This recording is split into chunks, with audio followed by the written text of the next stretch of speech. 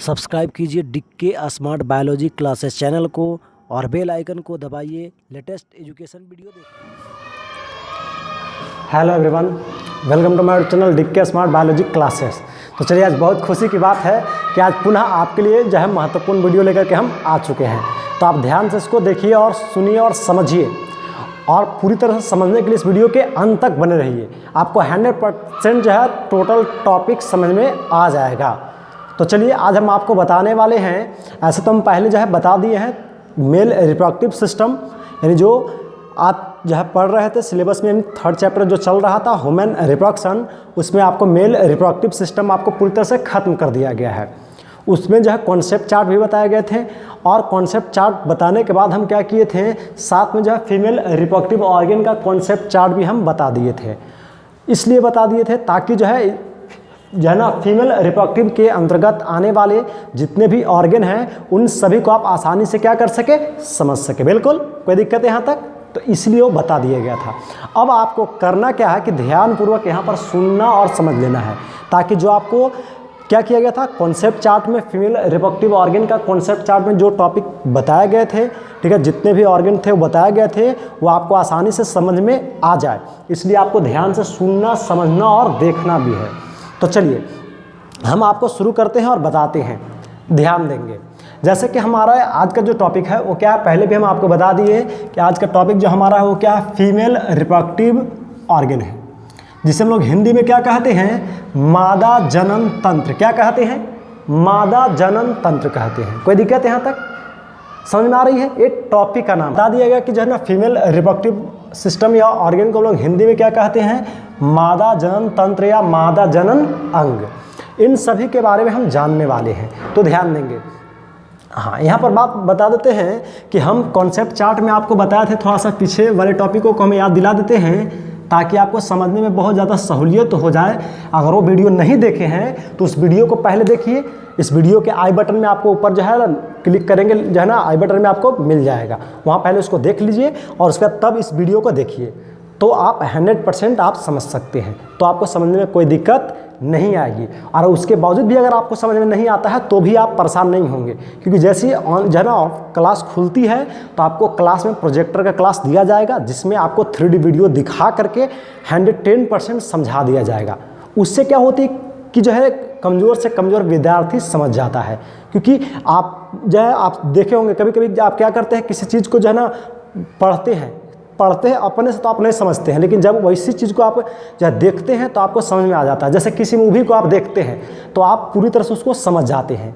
क्यों समझ जाते हैं, इस पर थोड़ा सा हम विचार कर लेते हैं। इसलिए समझ जाते हैं क्योंकि उस वक्त जिस समय आप मूवी देख रहे होते हैं तो आपका जो है पूरी तरह से ध्यान, आपका जो है कान और आँख पूरी तरह से वहीं पर होता है, यानी उस मूवी को देखने में ही होता है, जिसकी वजह से आप 100% क्लियर तरीक़ा से समझ जाते हैं। यानी आप को जो है उस कहानी के बारे में, उस फिल्म के कहानी के बारे में पूरी तरह से याद हो जाता है। तो उसी प्रकार से आपको बायोलॉजी में एज ए कहानी टाइप से ही आपको बता दिया जाएगा। जैसे फिल्म चलती है उसी प्रकार से आपको वीडियो चला दी जाएगी, एकदम बिल्कुल 3D फिगर चलाई जाएगी, और आसानी से हर एंगल यानी जो है 360 डिग्री के एंगल पर उसको घुमा करके आपको दिखाया जाएगा और आपको समझाया जाएगा। नहीं, 100% आप समझ जाएंगे। तो क्लास जैसे खुलता है, जिस दिन प्रोजेक्टर का क्लास जो है तो उस दिन आप क्लास कभी मिस नहीं करें, तो आप और क्लियर तरीक़ा से समझ जाएंगे। तो चलिए, टाइम तो थोड़ा लगा ही होगा बताने में, लेकिन हमें ज़रूरी था ये बताना ताकि आपको सहूलियत हो जाए समझने में। तो चलिए ध्यान से जो है यहाँ पर हम बताते हैं, समझ लीजिए।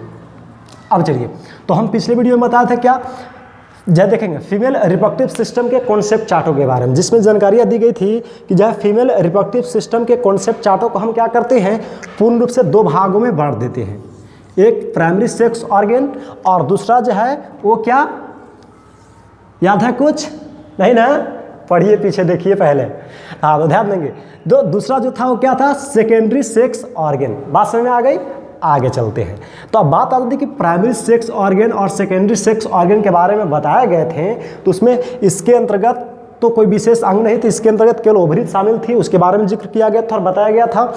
और इसके अंतर्गत जो है ना बहुत सारे अंग थे जिसके बारे में जिक्र की गई थी, बताई गई थी। तो हम आपको बताते हैं कि यहाँ पर इन सभी अंगों के बारे में हम जिक्र करेंगे, लेकिन एज ए इंट्रोडक्शन, केवल उसका हम परिचय देंगे, लेकिन जैसे इसके बाद वीडियो जो आएगी उसमें हर एक टॉपिक को जो है टाइप बाय टाइप बताया जाएगा, उसको डीपली आपको जानकारी दी जाएगी, उसके बारे में पूरी तरह से डीप जानकारी आपको मिलेगा। लेकिन इस वीडियो में आपको केवल इंट्रोडक्शन मिलेगा, जिसमें क्या होगा तो मेन टॉपिकों को कैप्चर किया जाएगा। इसलिए ऐसा किया जा रहा है ताकि आपको क्या हो तो एज ए इसके बारे में थोड़ा सा नॉलेज हो जाए, और जैसे इसके बारे में नॉलेज हो जाएगा तो हम आगे जैसे जो है ना टॉपिक को डीप पढ़ाएंगे तो आपको जो है ना समझ में थोड़ा ज़्यादा आएगा। तो इसलिए तरकीब अपनाई जा रही है, तो इसलिए इस चीज़ को आप ध्यान रखें और समझते रहें और अंत तक वीडियो के बने रहें। ऐसा अगर नहीं सर जो है ना क्या कर रहे इतना तो जानते ही हैं, नहीं, ऐसा अगर करते हैं तो आप पूरी तरह से नहीं समझ पाएंगे, तो इसलिए ध्यान देंगे। तो अब चलते हैं, बात आ जाती है यहाँ तक आपको बता दिए कि प्राइमरी सेक्स ऑर्गन और साथ ही साथ सेकेंडरी सेक्स ऑर्गन के बारे में हम लोग अध्ययन करने वाले हैं, तो ध्यान देंगे। हम आपको बताते हैं पहला नंबर फीमेल रिप्रोडक्टिव सिस्टम के बारे में, तो ध्यान देंगे। हम आपको जनन के बारे में बताए थे, पहले भी जानकारियाँ दी गई थी कि जनन क्या होती है, जनन किसे कहते हैं, तो ध्यान देंगे। तो जनन जब हम फर्स्ट चैप्टर स्टार्ट किए थे तो उस समय आपको बताए थे कि जनन किसे कहा जाता है, जनन क्या होती है, और साथ ही साथ जो है ना इस चैप्टर को स्टार्टिंग में भी आपको जनन के बारे में जिक्र की गई थी। उसमें क्या होता था, बताया गया था कि कोई भी जीव जब अपने जैसा संतान को जिस क्रिया द्वारा क्या करता है, उत्पन्न करता है, उस क्रिया को ही जनन कहते हैं। तो ये जनन समझ में आ गई। तो जो है उस जनन में महत्वपूर्ण भूमिका क्या करता है, तो जनन अंग निभाता है। और बात आ जाती कि वो जनन अंग जो है ना मेल में है या फीमेल में है। अगर मेल में है तो उसको हम लोग बोलते हैं मेल रिप्रोडक्टिव ऑर्गन, यानी जनन क्या नर जनन अंग। अगर वही मादा में है तो उसको हम लोग क्या बोलते हैं, फीमेल रिप्रोडक्टिव ऑर्गन, जिसे हिंदी में क्या कहा जाता है, मादा जनन अंग। क्लियर है। तो मादा जनन अंग क्लियर हो गया, यानी मादा जनन अंग का मुख्य कार्य आपको अभी भी बता दिया गया कि जनन करने में क्या करना, महत्वपूर्ण भूमिका निभाना होता है। क्लियर हो गया। तो अब चलिए, यानी आप जो अध्ययन कर रहे हैं फीमेल रिप्रोडक्टिव सिस्टम को लेकर के, तो ये जो है ना रिप्रोडक्टिव सिस्टम क्या करेगा, तो जनन करने में महत्वपूर्ण भूमिका निभाएगा, और ये आपको फीमेल में ही देखने को मिलेगा। यहाँ पर देखिए आप फीमेल नाम भी लिखा हुआ है, तो उससे भी आपको पता चल ही रहा होगा। तो चलिए आगे देखते हैं, ध्यान देंगे। फीमेल रिप्रोडक्टिव ऑर्गन में जो है सबसे महत्वपूर्ण जो अंग होती है, ऑर्गन होती है, उसका नाम क्या है, ओवरी। बात समझ आ रही है। यानी आप कह सकते हैं कि जो है क्या मादा जो है ना, देखेंगे मादा जनन तंत्र या फीमेल रिप्रोडक्टिव सिस्टम या फीमेल रिप्रोडक्टिव ऑर्गन का जो है ना सबसे महत्वपूर्ण या प्रमुख अंग जो है वो किसको माना जाता है, ओवरी को माना जाता है। बात समझ आ रही है ना, कोई दिक्कत यहाँ तक? आपको ऐसा लग रहा है कि हम बिल्कुल घर पर बैठ करके पढ़ रहे हैं? नहीं लग रहा होगा, बिल्कुल नहीं लग रहा होगा, हमें पता है। और आप बिल्कुल कमेंट बॉक्स में लिख करके आप बता सकते हैं कि आप कैसा महसूस कर रहे हैं। बिल्कुल कमेंट बॉक्स में जो है जरूर आप इसके बारे में बताइए। तो अब चलिए, तो बताया गया क्या कि ओवरी को माना जाता है। अब बात यहाँ पर आ जाती है कि ओवरी को ही क्यों माना जाता है। बहुत सारे अंग थे, किसी को भी कहा जा सकता था। ऐसा क्वेश्चन हो सकता है कि नहीं? बिल्कुल होगा। तो अब चलिए थोड़ा सा इसके बारे में जो है जानकारियाँ दे देते हैं। देखिए, फीमेल रिप्रोडक्टिव ऑर्गन जो है ओवरी को इसलिए कहा जाता है क्योंकि ओवरी ही क्या करता है, तो ओभा को बनाता है। किसको बनाता है? ओवरी ओभा को बनाता है। यानी ओभा बोले तो क्या हिंदी में से हम लोग क्या कहते हैं, अंडाणु कहते हैं। किसको बनाता है? अंडाणु को बनाता है। बात समझ आ रही है। जिसे हम लोग और दूसरे नामों में अगर जानना चाहें तो इसको हम लोग दूसरा नाम के रूप में क्या उपयोग करते थे, तो इसको हम बोलते थे फीमेल गैमिट।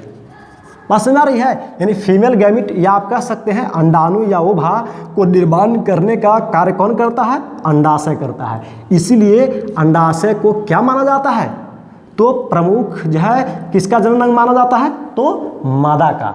यानी मादा का जो है प्रमुख जनन अंग ओवरी को माना जाता है, क्योंकि ये अंडाणु या ओभा आप कह सकते हैं, और नहीं तो फिर फीमेल गैमिट यानी मादा युग्मक को निर्माण करने का कार्य करता है। और साथ ही साथ क्या करता है, तो ये हार्मोन को भी निर्माण करता है। यानी कहने का कि जो जनन हार्मोन होते हैं, हार्मोन को भी ये क्या करता है, तो बनाता है। बात समझ आ रही है। ये क्या करता है, जनन हार्मोन या आप कह सकते हैं मादा हार्मोन को भी ये निर्माण करने में महत्वपूर्ण भूमिका निभाता है। बात क्लियर हो गई। इसीलिए इसे क्या कहा जाता है, स्त्री जनन अंग का प्रमुख अंग माना जाता है। आगे चलते हैं, यहाँ तक क्लियर हो गई। अब थोड़ा सा हम आपको बता दें जानकारियाँ के लिए कि जो ओवरी होते हैं, यानी अंडाशय होती है, या आप दूसरे नाम में आपको बताया गया कि मादा का प्रमुख जनन अंग अंडाशय जो होती है वो प्रत्येक स्त्रियों में कितनी होती है, 2 होती है। कितनी होती है, 2 होती है। मेल में भी आपको बताया गया था, याद है, कंपेयर कर लेंगे। कंपेयर जब हम कर रहे थे तो वहाँ पर जो चार्ट बताया गया था उसमें कंपेयर किए थे। पिछले वीडियो को आप देखेंगे तो आपको क्लियर समझ में आ जाएगा। तो पहले उसको देख लीजिए अगर आप नहीं देखे हैं तो देखिए अंडाशय के बारे में बताया गया कि अंडाशय कितने होते हैं, 2 होते हैं। लेफ्ट राइट करके आप याद रख सकते हैं, दिख रहा है ना, एक इस तरफ दूसरे इस तरफ, बाएं दाएं करके जो है आप याद रख सकते हैं। तो अब चलिए, यानी क्या होता है, लेफ्ट राइट करके आपको आसानी से याद रखने में कोई दिक्कत नहीं आएगी। अब चलते तो 2 हो गई। अब चलते बात आ जाती है कि कहाँ होती है, तो उदर गुहा के नीचे, या आप डायरेक्ट कह सकते हैं कि क्या होते हैं, अंडवाहिनी जो होती है अंडवाहिनी के नीचे पाया जाता है। देख रहे हैं ना, दोनों अंडवाहिनी के क्या होता है, नीचे पाया जाता है और गर्भाशय से सटा हुआ रहता है। लगभग ये किससे सटा हुआ रहता है, गर्भाशय से सटा हुआ रहता है। कोई दिक्कत यहाँ तक समझ में आ रही है। एक जानकारी आपको दे दी गई कि कितनी अंडाशय की संख्या कितनी होती है स्त्री जननांगों में, तो 2 होती है। एक इस तरफ देखेंगे यहाँ पर और दूसरा इस तरफ। बात समझ में आ गई। इसका कार्य बता दिया गया, इसकी संख्या बता दी गई। अब चलते हैं थोड़ा सा हम इसके जो है क्या कर लेते हैं, तो लंबाई चौड़ाई और मोटाई की बात कर लेते हैं। तो ध्यान देंगे, जो अंडाशय होती है, जो ओवरी होती है, इसकी जो क्या होती है, लंबाई होती है, वो पूर्व से कितनी होती है, 3 सेंटीमीटर होती है। कितने सेंटीमीटर होती है, 3 सेंटीमीटर होती है। ध्यान देंगे, थोड़ा सा आपको हम जानकारियाँ के लिए बता दें कि अगर दिनेश बुक को आप देखते हैं या किसी और भी पब्लिकेशन के बुक को आप देखते हैं तो थोड़ा सा डिफरेंट आपको मिल सकता है। तो ज़्यादा परेशान होने की ज़रूरत नहीं है, परेशान नहीं होंगे। जब आपको ऐसा क्वेश्चन आता भी है तो क्वेश्चन के जो है ना क्या ऑप्शन के अनुसार इसको आप आसानी से डील कर लेंगे। ऐसे हम क्वेश्चन जो है ना क्या करेंगे, नीट का जो है या जो ऑल इंडिया जो है मेडिकल होते हैं उसमें जो क्वेश्चन पूछे जाते हैं उसके बारे में हम जो है जिक्र करेंगे, बताएंगे उसके बारे में कौन जो है क्वेश्चन कब पूछा गया है और कैसा पूछा गया है। आप निश्चिंत रहेंगे। MCQ आपको दी जाएगी, जल्द ही दी जाएगी, मेल रिप्रोडक्टिव ऑर्गन का भी और साथ ही साथ फीमेल रिप्रोडक्टिव ऑर्गन का भी। तो उसका आप इंतजार कीजिए और जैसे वो वीडियो को हम डालेंगे तो आप उसको जो 100% पढ़िए ताकि आपको घर बैठे नीट की तैयारी भी हो सके। तो चलिए देखते हैं आगे। चलिए, तो आपको बताया गया क्या, तो अंडाशय के आपको जो है लंबाई के बारे में जिक्र की गई। कोई दिक्कत यहाँ तक। अब चलते हैं, तो कितना सेंटीमीटर आपको बताई गई, तो लंबाई बताई गई जो है 3 सेंटीमीटर। जैसे कि यहाँ पे भी आप देख सकते हैं लिखा हुआ है। तो यहाँ से यहाँ तक की जो डिस्टेंस बताई गई, जो लंबाई होती है वो कितनी होती है, 3 सेंटीमीटर होती है। अगर वही हम वृत्त चौड़ाई की अगर बात कर लेते हैं तो ये चौड़ाई कितनी होती है, 1.5 सेंटीमीटर होती है, यानी ऐसे। और अगर मोटाई की हम बात कर लेते हैं तो मोटाई जो होती है यानी थिकनेस इसको लोग कहते हैं 1 सेंटीमीटर होती है। आप मोटाई इसको जो है ऐसे आप माप सकते हैं। ऐसे तो यहाँ पर जो है 3D फिगर नहीं कि हम दिखा दें आपको आसानी से, लेकिन जैसे हम प्रोजेक्टर चलाएंगे तो दिखाएंगे कि किसको मोटाई कहते हैं। आगे चलते हैं, ऐसे भी आपको आइडिया होगा ही। ऐसे आप बहुत सारी चीज़ को देखेंगे तो मोटाई चौड़ाई लंबाई आपको पता ही होगा। अब चलते हैं, यहाँ तक क्लियर है, कोई दिक्कत। आगे चलते हैं, तो आपको जो बताया जा रहा, तो क्या बताया जा रहा था, तो अंडाशय के जो है लंबाई चौड़ाई और साथ ही साथ मोटाई के बारे में जिक्र की गई। आपको याद हो गया, बिल्कुल याद हो गया है। चलिए अच्छी बात है, ध्यान देंगे। अब यहाँ पर चलते हैं, थोड़ा सा जैसे बात बताई जा रही थी पहले भी कि अंडाशय का मुख्य कार्य जो होता है वो किसको बनाना होता है, अंडाणुओं को बनाना होता है। तो ध्यान देंगे, तो ये क्या है, अंडाशय जो है दोनों तरफ होते हैं, एक इस तरफ होते हैं और एक इस तरफ होते हैं, यानी दोनों तरफ होते हैं। गर्भाशय जो होती है उसके दोनों तरफ क्या होते हैं, अंडाशय होते हैं, एक इस तरफ और दूसरे इस तरफ होते हैं। तो अब यहाँ पे ध्यान रखना है कि जब दोनों तरफ होते हैं तो ये दोनों तरफ से अंडाणु बनने की प्रक्रियाएं होगी। जब इस तरफ है तो ये भी अंडाणु ही बनाएगा और इस तरफ है तो ये भी अंडाणु ही बनाएगा। तो अल्टरनेट क्रियाएं होती है, अगर इधर से बनता है तो इधर से नहीं, और अगर इधर से बनता है तो इधर से नहीं बनेगा। तो ये चीज़ ध्यान रखना है। और हाँ, कब बनता है तो भी हम आगे जिक्र करेंगे, लेकिन थोड़ा सा हम बता दें कि जब मेंस्ट्रुअल साइकिल स्टार्ट होती है, मेंस्ट्रुअल साइकिल के बारे में आपको फर्स्ट चैप्टर में जिक्र किया गया था, बताया गया था। तो मेंस्ट्रुअल साइकिल के बारे में जिक्र किया गया था, तो वहाँ पे आपको हम बताए होंगे कि जो है ना क्या होते हैं, तो मेंस्ट्रुअल साइकिल प्रारंभ होने के 14वें दिन क्या होते हैं, एक संपूर्ण अंडाणु का निर्माण होते हैं। और प्रत्येक स्त्रियों में जो है ना प्रत्येक मंथ में एक अंडाणु जो है ना एक अंडाणु का क्या होती है, निर्माण होती है। ये बात समझ में आ गई। तो अभी खुद ध्यान रखना कि मेंस्ट्रुअल साइकिल किस समय स्टार्ट हो रहा है। तो उसके 14वें दिन, 13वें, 14वें, 15वें तक भी माना जाता है, लेकिन आपको 14वें दिन ही याद रखना है। तो एक क्रियाएं होती है। तो 14वें दिन अगर मान लें कि मेंस्ट्रुअल साइकिल का हुआ तो अंडाणु या तो इस तरफ से बनेगा और नहीं तो फिर इस तरफ से बनेगा, इस अंडाशय से बनेगा और नहीं तो फिर इस अंडाशय से बनेगा। तो ध्यान देंगे, अगर किस तरफ जनक दोनों में से किसी तरफ से भी बनता है तो प्रोसेस वही होगा जो हम एक तरफ से आपको बता देते हैं, तो उसी प्रकार से दोनों तरफ से भी होगा। क्लियर हो गया। तो चलिए बताते हैं। मान लें किस तरफ से क्या हो रहा है, अंडाणु बना, तो यहाँ पर अंडाणु बना तो बनने के बाद क्या होगा, मैच्योर होती है। इसमें मैच्योरिटी, अंडाणु में मैच्योरिटी जब प्रदान होती है, लेकिन अंडाणु जो है तो पहले प्रारंभिक अवस्था में होती है और उसका धीरे धीरे मैच्योर होता है। तो मैच्योर होने का पूरी तरह से वो अंडाणु का रूप लेता है और जैसे अंडाणु परिपक्व हो जाता है तो ये बाहर निकलता है। निकलने के बाद क्या होगा, तो निकलेगा तो जैसे ही निकलता है अंडाशय से फट जन बाहर निकलता है तो क्या करता है, फिम्ब्रियो जो होता है उसे पकड़ लेता है। एक प्रकार का उंगलीनुमा संरचना है जो इसके इर्द गिर्द होती है। जैसे अंडाणु क्या होती है, अंडाशय से बाहर निकलती है तो फिम्ब्रियो उसे क्या कर लेता है, पकड़ लेता है। अगर इधर से बन करके बाहर निकलता है, इस अंडाशय से अगर बन करके बाहर निकलता है तो यहाँ पर देखेंगे फिम्ब्रियो जो है ये क्या करेगा, उसे पकड़ करके जो है ना आगे की ओर ले जाने में महत्वपूर्ण भूमिका निभाएगा या आगे पकड़ करके ले जाने का कार्य करने लगेगा। तो अब देखिए, तो हम इधर लेकर के चल रहे हैं तो इधर भी वही बात होगी। तो यहाँ पर फिम्ब्रियो क्या कर लिया, उसे पकड़ लिया, पकड़ने के बाद क्या करेगा, धीरे धीरे इसको आगे की ओर ले जाएगा। तो आगे की ओर ले जाते हुए कहाँ ले आएगा, तो देखेंगे इस भाग तक ले आएगा। इसके भी 3 भाग होते हैं, ऐसे हम जिक्र करेंगे, 1 2 3 भाग होते हैं किसके, फैलोपियन ट्यूब के। लेकिन यहाँ पे हम जिक्र नहीं करेंगे, यहाँ पर केवल एम्पुला के बारे में ही जिक्र करेंगे क्योंकि एक एज ए इंट्रोडक्शन हम एक प्रकार का दे रहे हैं। पूरी तरह से आपको डीप जानकारियाँ नहीं दी जा रही है, परेशान नहीं होंगे, घबराएंगे नहीं। अभी बहुत कुछ बच रहा है, इसमें बहुत कुछ बच रहा है। निश्चिंत होकर के इंट्रोडक्शन को आप समझ लें ताकि आपको आने वाला समय में सहूलियत हो समझने में। तो देखिए, तो बात आ जाती है कि यहाँ से क्या हुआ, आगे जैसे बढ़ता है क्या, फिम्ब्रियो किसको पकड़ लिया था, तो यहाँ से जब अंडाणु बना था तो इसको पकड़ लिया था। पकड़ने का धीरे धीरे आगे की ओर क्या करता है, बढ़ाता है और कहाँ ले आता है, एम्पुला भाग में ले आता है। बात समझ आ रही है। अब चलते हैं, जैसे एम्पुला भाग में ले आता है तो लाने के बाद क्या होती है, ये आकर के यहाँ पर कुछ समय तक रुका हुआ होता है। अब देखेंगे यहाँ पर क्या होता है, रुकता है। अगर इधर से बना तो यहाँ पर जो है एम्पुला भाग पर आएगा, तो यहाँ पर एम्पुला भाग तक आकर के अंडाणु क्या हो जाएगा, रुक जाएगा। अब थोड़ा सा ध्यान देंगे, जब शारीरिक संबंध अपनाई जाती है या मैथुन की क्रिया किया जाता है तो जैसे क्या होती है, मैथुन की क्रिया की जाती है तो क्या होता है, जो पेनिस होते हैं, सीसन होते हैं। ऐसे सीसन में भी हम बता ही दिए थे कि सीसन जैसी क्या होता है, स्त्री जननांगों में प्रवेश करती है तो शुक्राणु को क्या करती है, त्याग करती है, निष्कासित करती है स्त्री जननांगों में। तो जैसे स्त्री जननांगों में शुक्राणु को निष्कासन करती है तो ये शुक्राणु क्या होते हैं, इस प्रकार से जो है गति करने लगते हैं। अब क्यों गति करते हैं, तो हम बताया था कि शुक्राणु में क्या होते हैं, टेल, पूंछ होती है। ऐसे बताएंगे आगे भी, शुक्राणु में क्या होती है, पूंछ होती है और ये जो है इस प्रकार से गति करने लगता है। बात समझ में आ रही है। और गति करते हुए क्या होता है, तो क्या शुक्राणु जो है जैसे मैथुन क्रिया होती है तो मैथुन क्रिया के जो है अंत में क्या होती है, पुरुष जननांगों से यानी सीसन द्वारा क्या होती है, तो स्त्री जननांगों में शुक्राणुओं को त्याग किया जाता है, छोड़ा जाता है। तो जैसे छोड़ा जाता है तो शुक्राणु क्या होता है, आगे की ओर बढ़ते हुए 2 भागों में क्या कर जाते हैं, बढ़ जाते हैं। कुछ इस तरफ चले जाते हैं तो कुछ इस तरफ चले जाते हैं। पास में आ रही है। तो अब यहाँ पे ध्यान देंगे, तो जहाँ पर क्या है, अंडाणु आया है, अगर इधर से आया तो यहाँ पर, और अगर इधर से आया तो यहाँ पर रुका हुआ रहेगा।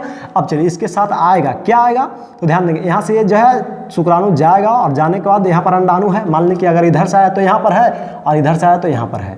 अब क्या हो कि यहाँ पर देखेंगे, एक ही ध्यान रखना है, जिससे हम एग्जाम्पल समझाने के लिए 2 जो है यहाँ पर दिखा रहे हैं अंडाणु को, लेकिन 2 नहीं होती है, एक ही होती है। इस चीज़ को हमेशा ध्यान रखेंगे। तो मान लें कि इधर से आ रही है, तो इधर से आई तो यहाँ पर आकर के रुका, तो कुछ जो शुक्राणु जाएंगे तो यहाँ पर क्या करेंगे, संयोग करेंगे। पास में आ रही है। एक अंडाणु रहती है लेकिन अनेक जो है शुक्राणु उसके साथ संयोग करते हैं, लेकिन उसमें जो शुक्राणु क्या होते हैं, स्ट्रॉन्ग होते हैं, होस्ट होते हैं, मजबूत होते हैं, शक्तिशाली होते हैं, वही निषेचन कर पाते हैं। और इसके अलावा जो शेष होते हैं वो नष्ट हो जाते हैं। बात जानकारी दे दी गई, समझ में आ गया। ऐसे पहले भी इसके बारे में जिक्र किया ही गया होगा, आपको बताया गया था। आगे चलते हैं, इसके बाद हम देखते हैं, अगर इधर आया तो ऐसा प्रोसेस होगा, अगर इधर आता है तो यहाँ पर भी वही प्रोसेस होगी। पास में आ रही है, कोई दिक्कत यहाँ पर। अब चलते हैं, जैसे ये क्या करता है, अंडाणु और जो शुक्राणु आपस में जैसे क्या करता है, फ्यूज करता है, जो है ना संयोग करता है, तो उस क्रिया को हम लोग क्या बोलते हैं, उस क्रिया को हम लोग फर्टिलाइजेशन क्या कहते हैं, फर्टिलाइजेशन, जिसे हिंदी में क्या कहा जाता है, निषेचन कहा जाता है। निषेचन की क्रिया होती है, उस क्रिया को हम लोग क्या बोलते हैं, निषेचन। जैसे अंडाणु और शुक्राणु मिला तो उस क्रिया को क्या बोलते हैं, निषेचन। अब बात आ जाती है कि किस में होता है, तो अंडवाहिनी में। पूछा जाए कि अंडवाहिनी किस भाग में होती है, तो एम्पुला भाग में होती है। बात क्लियर हो गई। अब आगे चलते हैं, इसके और भी 2 भाग होते हैं, एक बीच वाला हो गया, एक इस तरफ और एक इस तरफ होती है। तो इसके बारे में हम जब अलग अलग डीप पढ़ाएंगे टॉपिक को, जब फैलोपियन ट्यूब स्टार्ट करेंगे तो उसमें जानकारियाँ देंगे, परेशान नहीं होंगे। अब चलिए, तो उसी प्रकार से यहाँ भी होगी। तो आपको निषेचन बता दिया गया, एम्पुला में क्या होती है बता दिया गया। अब चलते हैं, जैसे क्या होता है, संयोग कर जाता है, निषेचन की क्रियाएं कर हो जाती है, तो होने का क्या हो जाता है, जायगोट का रूप लेता है। ये यानी क्या था, जो शुक्राणु था वो जो है क्या था, उसको हम दूसरा नाम जो है ना जानते थे, उसका दूसरा नाम क्या था, तो बताया गया था कि जो है ना मेल गैमेट और ये क्या है फीमेल गैमेट, दोनों आपस में संयोग कर गए तो संयोग करने के बाद क्या हो जाती है, वो जायगोट का रूप ले लेते हैं। किसका रूप ले लेते हैं? जायगोट का रूप ले लेते हैं। बात समझ में आ गई। और ये जायगोट धीरे धीरे क्या करने लगते हैं, विकसित करते हैं, और विकसित करते करते जो है अंततः जो है क्या हो जाते हैं, तो ये देखें यहाँ पर आकर के पूरी तरह से जो है चिपक जाते हैं, ऐसे आ जाते हैं। और आने के बाद क्या होते हैं, आप जो है ना कुछ इस दीवार से क्या हो जाते हैं, चिपक जाते हैं, गर्भाशय के दीवारों से क्या होने लगते हैं, चिपकते हैं। और चिपकने के बाद जो है क्या होने लगते हैं, पोषक तत्व को प्रदान करते हैं, धीरे धीरे डेवलप करने लगते हैं। और डेवलप करते करते जो है ना लगभग काफ़ी लंबे समय तक, लगभग 7 से 9 मंथ तक ये डेवलप करते हैं। और डेवलप करने के बाद ये पूरी तरह से क्या करते हैं, तो एक संपूर्ण संतान का निर्माण कर देते हैं। बात समझ आ रही है। अब चलिए, तो संपूर्ण संतान का निर्माण करते हैं तो क्या होती है, तो वो संतान जब पूरी तरह से जो है तैयार हो जाता है, परिपक्व हो जाता है, क्या भ्रूण जब परिपक्व हो जाती है तो जो है क्या हो जाता है, संतान जो है ना धीरे धीरे स्त्री जननांगों से क्या हो जाती है, ये वाल्वा होते हुए ऐसे यूनि वाल्वा होते हुए बाहर निकल जाती है। तो उस क्रिया को क्या नाम से हम लोग जानते हैं, तो उस क्रिया को कहा जाता है प्रसव। क्या कहते हैं हम लोग, प्रसव कहा जाता है। और जब प्रसव की प्रक्रियाएं होती है तो स्त्री जननांगों में दूध स्रवण जैसी क्रियाएं होने लगती है। और ये जब अनमैरिड होती स्त्रियां तो ये जो है ना दूध स्रवण की क्रियाएं नहीं होती है। जब क्या होती है, स्त्री जननांग में संतान का विकास होती है, प्रसव की क्रिया हो जाती है, तो ही स्तन से क्या होते हैं, स्तन ग्रंथियों से दूध स्रवण की क्रिया प्रारंभ होती है। और जब ऐसा होता है तो ही दूध जो है क्या कर पाती है, तो आसानी से संतानों को माँ पिला पाती है। ये बात क्लियर हो गई। ऐसे इसके बारे में और भी हम आगे जिक्र करते ही रहेंगे और बताएंगे, बहुत सारा भी टॉपिक बच रहा है, लेकिन इंट्रोडक्शन के रूप में था इसलिए इतना जानकारियाँ दे दी गई। अब चलते हैं, तो यहाँ पर तो आपको ऊपर में जो है जानकारियाँ दे दी गई, कुछ जो क्या है तो कुछ टॉपिक इसमें बच भी गए हैं, तो उसके बारे में थोड़ा सा अलग से जानकारियाँ दे देते हैं ताकि आप उसको और अच्छी तरह से समझ जाएँ। तो देखिए, इसके ऊपर वाले जो भाग होते हैं उसको हम लोग बोलते हैं क्या, देखेंगे एक गर्भाशय है, गर्भाशय के ऊपर वाला जो लेयर परत होते हैं उसको हम लोग क्या बोलते हैं, यहाँ पर जो देखेंगे ये संरचना जो दिख रही है इसको हम लोग क्या बोलते हैं, यूटेरस बॉडी, जिसे हम लोग गर्भाशय दीवार के नाम से जानते हैं। इसको 3D फिगर के रूप में हम जब दिखाएंगे तो आपको क्लियर और समझ में आ जाएगा। ऐसा तो आपको लग रहा है कि 2 बैलून दिखाया हुआ है, लेकिन नहीं, ऐसा नहीं है, ये पूरी तरह से एक ही होती है। ठीक है, आगे चलते हैं। ये तो आपको जानकारियाँ दे दी गई कि यूटेरस बॉडी कौन है, और इस देखेंगे यहाँ से पूरे भाग को हम लोग क्या बोलते हैं, गर्भाशय। बात समझ में आ रही, इसकी संख्या कितनी होती है, 1 ही होती है। और इसकी संख्या आपको जो है बताई गई थी अभी थोड़ा देर पहले भी कि 2 होती है, किसकी, अंडाशय की। आगे चलते हैं, और ऐसे जो है जब कॉन्सेप्ट चार्ट हम बता रहे थे तो उसमें भी संख्या को जिक्र किया गया था, वहाँ से भी आप देख सकते हैं अगर आपको ज़्यादा ऐसा समस्या आ रही है इसमें तो संख्या को लेकर के तो कोई दिक्कत। और ऐसे आगे भी हम जब ऑफलाइन क्लास में बताएंगे तो भी बहुत कुछ आपको समझ में आ जाएगा, 110% वहाँ पर समझ में आएगा, क्योंकि उसमें हम प्रोजेक्टर भी शामिल करेंगे। यहाँ पर तो आपको 3D फिगर हम नहीं दिखा पाते हैं या नहीं दिखा पा रहे हैं क्योंकि सुविधा नहीं है अभी फिलहाल लॉकडाउन की वजह से, लेकिन चलिए कोई दिक्कत नहीं है, तो भी हम आपको बहुत सुविधाएं दे रहे हैं काफ़ी है इतना। और संस्थान में तो जो है ना कुछ है ही नहीं, लेकिन तो भी इतना कुछ हम बहुत कुछ दे रहे हैं। तो बस ये समझिए कि हमको बैठे हुए बहुत कुछ मिल जा रहा है, और बस ये समझिए कि पढ़ ले रहे हैं, बहुत काफ़ी है ये लॉकडाउन में। आगे चलिए, तो यूटेरस तो समझा दिया गया, साथ ही साथ जो है ना यूटेरस बॉडी भी समझा दिए गए। अब चलते हैं, थोड़ा सा ध्यान देंगे, वेजाइना की हम बात कर लेते हैं, ध्यान देंगे। गर्भाशय के जो है बाद वाले जो भाग होते हैं उसको हम लोग क्या बोलते हैं, देखेंगे गर्भाशय जो है ये हो गया, और इसके जस्ट निचले वाले भाग को हम लोग क्या बोलते हैं, योनि बोलते हैं। अब चलिए बात आ जाती है कि योनि जो होती है ये क्या होता है, तो इस भाग को हम लोग बोलते हैं, इसकी डिस्टेंस भी क्या होती है, लगभग 7 से जो है 10 सेंटीमीटर होती है। बात समझ में आ रही है। अब चलते हैं, इसके जो अगला भाग होते हैं उसको हम लोग क्या बोलते हैं, सर्विक्स कहते हैं। क्या कहते हैं, सर्विक्स कहते हैं, उसको हम लोग ग्रीवा के नाम से जानते हैं। और हाँ ध्यान देंगे, हम बताए थे कि स्त्री जननांगों को हम लोग क्या किए थे, अध्ययन कराए थे हम जो है कॉन्सेप्ट चार्ट में, एक एक्सटर्नल जेनेटिलिया के रूप में जो है बताया गया था, दूसरा एक्सटर्नल जेनेटिलिया के रूप में बताया गया था, यानी बाह्य जननांग और अंतः जननांग। तो जो अंदर हमें दिखते हैं, शरीर के अंदर होते हैं तो उसको अंतः जननांग कहा जाता है, लेकिन जो हमें बाहरी से अनुभव हो जाते हैं, देख पाते हैं उसे, तो उसे बाह्य जननांग के नामों से जाना जाता है। ये सब क्या होते हैं, तो बाह्य जननांग के अंतर्गत ये लगभग सब आते हैं, क्योंकि इसे हम लोग बाहर से अनुभव कर सकते हैं, देख पाते हैं। तो जो देख पाते हैं उसको हम लोग बोलते हैं क्या, बाह्य जननांग। उसको इंग्लिश में क्या कहते हैं, एक्सटर्नल जेनेटिलिया। बात समझ में आ रही है। और जो है बाहर से नहीं दिखते हैं उसको कहा जाता है इंटरनल जेनेटिलिया। इसके बारे में हम आगे दिखाएंगे, बहुत कुछ आपको सीखने को अभी बच रहा है। ये तो एक कह सकते हैं एक प्रकार का टेलर है, अभी पूरा फुल मूवी तो बच ही रहा, बाकी ही है, वो तो आपको चलाई जाएगी कब, तो जब क्लास आएंगे आप ऑफलाइन तब। चलिए निश्चिंत रहिए, तब तक धैर्य बनाए रखिए, परेशान नहीं होइए, आपके सामने ही रहेगा वो। आगे चलते हैं, तो आपको भलवा बता दी गई, ठीक है ना। यानी कहने का कि जो है ना वाल्वा नहीं, आपको योनि क्या की गई, हाँ तो ध्यान देंगे आप, हाँ तो ध्यान देंगे आपको क्या बताया गया, वेजाना योनि के बारे में आपको जानकारियाँ दे दी गई, कोई दिक्कत। सर्विक्स के बारे में आपको जानकारियाँ दे दी गई। अब चलते हैं, थोड़ा सा ध्यान दे लेंगे यहाँ पर कि इसके बाद एक लेयर होती है जिसको हम बोलते हैं क्या, हाइमन मेम्ब्रेन। क्या कहते हैं, हाइमन मेम्ब्रेन। अब बात है कि हाइमन झिल्ली जो होती है ये स्त्रियों में होती है। जब प्रारंभिक अवस्थाएं होती है, किशोरावस्था रहती है, तो उस अवस्था में ये हमें देखने को मिलती है। जो है ना जैसे जैसे जो है क्या होती है, गर्ल्स यानी जो है लड़कियां जो है ना फिजिकल वर्क करती है, जैसे चलना, दौड़ना, खेलना, कूदना, साइकिल चलाना, बाइक चलाना, तो ये सब क्रियाओं को करने की वजह से क्या हो जाती है, ये झिल्ली नष्ट हो जाती है। और नष्ट होती है तो उस समय क्या होती है, ब्लडिंग की क्रियाएं होती है, और कुछ समय बाद ये बंद भी हो जाता है, यानी ब्लडिंग की क्रिया जो होती है वो खत्म हो जाती है। तो अगर ये है तो भी कोई दिक्कत नहीं, और नहीं भी है, अगर इस जो है ये नष्ट हो गया तो उससे भी कोई दिक्कत नहीं होता है। लेकिन तो भी इसके बारे में जानकारियाँ दे दी गई। और ज़्यादातर ये जो है देखने को मिलता है किसमें, तो ये कम उम्र के जो है गर्ल्स में देखने को मिलती है। ये बात समझ में आ गई। अब चलते हैं, ध्यान देंगे स्त्री जनांगों पर क्या होती है, हमें एक बाहर से छिद्र दिखता है, तो उस छिद्र को हम लोग क्या बोलते हैं, वल्वा कहते हैं। बात समझ आ रही है, कोई दिक्कत। और आप पीछे जो है ना कॉन्सेप्ट चार्ट को याद कीजिए थोड़ा सा पहले, उसमें हम जब बहुत सारे अंगों को शामिल किए थे कि उन सभी को मिला करके वल्वा कहा जाता है।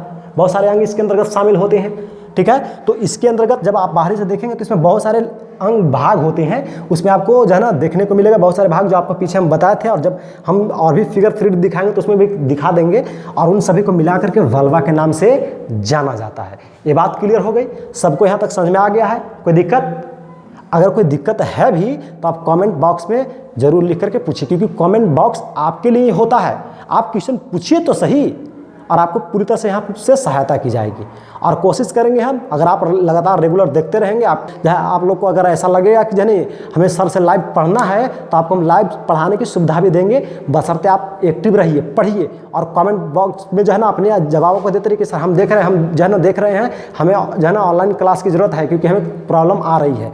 अगर आप लोगों को जो है ज़्यादा दिक्कत आ रही है तो हम लाइव आएंगे और आपको लाइव क्लास देंगे, जिसमें कि आप पूछ सकते हैं, जना आसानी से हर एक क्वेश्चन को पूछ सकते हैं। तो बिल्कुल आप तैयार रहें, अगर वैसा है तो आप बिल्कुल निश्चिंत होकर के लाइव क्लास के बारे में आप जो है ना जानकारियाँ दे सकते हैं, अपना मत शेयर कर सकते हैं। अगर आपको ऐसा लगता है कि हम लाइव क्लास जो है सर से लें, तो आप बेहिचक ले सकते हैं, घर बैठे आप सीख सकते हैं। एक निश्चित टाइम रहेगी, उस टाइम में आप अपना जो है टाइम मैनेज कर लेंगे, हम जो है उसमें जो है लाइव क्लास आपको दी जाएगी। अगर ऐसा आपको लगता है तो, और नहीं तो फिर आपके लिए वीडियो मिल ही रहा है, आप लगातार वीडियो को जो है ना देखते रहिए, समझते रहिए, सीखते रहिए, और बहुत कुछ पढ़ते रहिए। हाँ, इतना हमेशा की तरह आपको ये तो पता ही होगा कि सर की जो है आदत है बोलना। चलिए, इससे क्या होता है, आपको फ़ायदा होता है और हमें भी फ़ायदा हो जाती है। और हमें फ़ायदा क्या होती है कि हमें व्यू मिल जाता है, आप देख पाते हैं, हमें भी संतुष्टि होती है कि चलो इतना मेहनत किए तो बच्चे देख लिए, उसको जो है ना फ़ायदा उठाएँ। और आपको क्या फ़ायदा होती है कि आपको जैसी वीडियो जो है ना हम डालते हैं तो आपको उसका नोटिफिकेशन मिल जाता है, तो आपको भी लगता है कि नहीं सर वीडियो डाल दी, हमें देखना है। तो हमेशा की तरह आपको क्या करना क्या है, तो आपको पता ही है, या शेयर कर देना है, लाइक कर देना है, और साथ ही साथ आपको क्या करना है, यूट्यूब चैनल को सब्सक्राइब कर लेना है और बेल आइकन को प्रेस कर लेना है, क्योंकि जैसे हम वीडियो डालें तो आपको जो है उसका नोटिफिकेशन मिल जाए, और आप उससे बहुत कुछ सीख सकते हैं उस वीडियो को देख करके। तो चलिए, आज की वीडियो में इतना ही, फिर हम नेक्स्ट वीडियो में मिलते हैं।